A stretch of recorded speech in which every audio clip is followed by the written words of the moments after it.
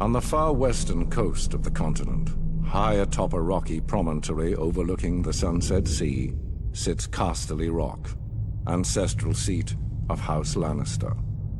Below it lies Lannisport, one of the great cities of Westeros, a center for trade, culture, and the great Lannister fleet. There are a number of gold and silver mines in the Westerlands, making it the richest region in all of Westeros. One of the most productive mines lies beneath Casterly Rock itself, making House Lannister the wealthiest of all the noble houses.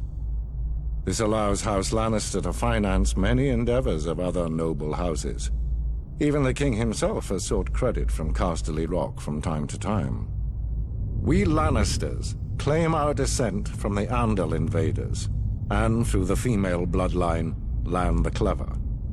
According to the legend, Lann, using only his wits, won Casterly Rock from the noble House of Casterly during the Age of Heroes.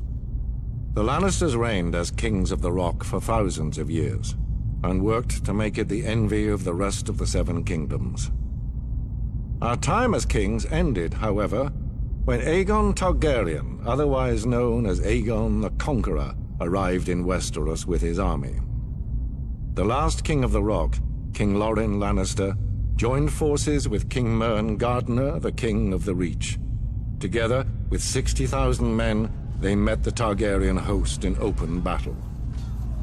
History tells us that Aegon unleashed all 3 of his dragons, slaughtering 4,000 men at what came to be known as the Field of Fire.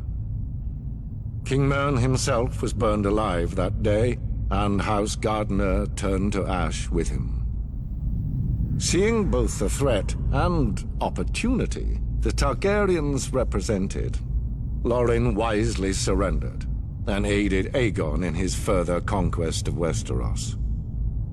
The Lannisters were thus appointed Lords Paramount of the Westerlands and Wardens of the West, titles we hold to this day.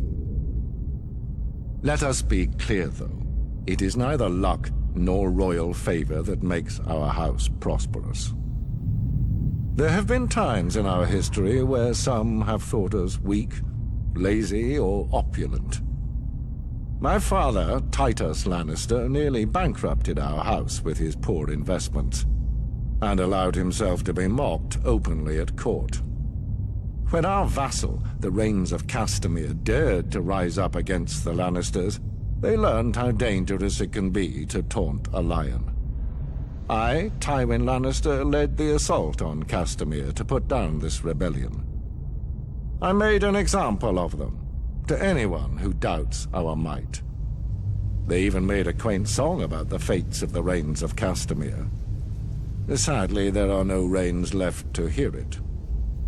Today, the Golden Lion of Lannister is rightly admired and feared throughout the Seven Kingdoms. Our words are, "Hear me roar." But there are other words that should be remembered when crossing a lion of Casterly Rock. A Lannister always pays his debts.